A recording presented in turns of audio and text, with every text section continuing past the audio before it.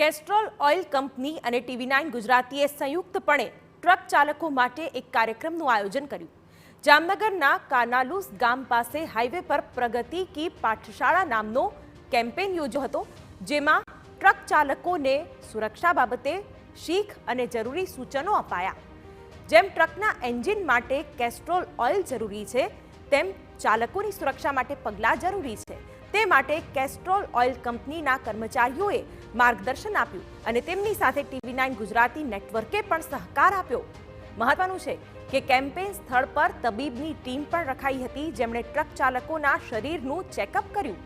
Kestrel oil company અને TV9 નેટવર્કે જાગૃતિ ફેલાવવા જે કાર્યક્રમ રાખ્યો, તેમાં બહોળી સંખ્યામાં ટ્રક ચાલકો હાજર રહ્યા.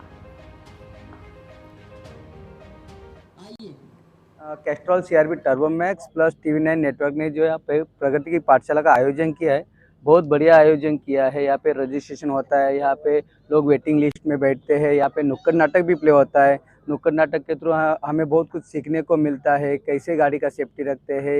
एक सुखीराम है, यहाँ पे एक दुखीराम है.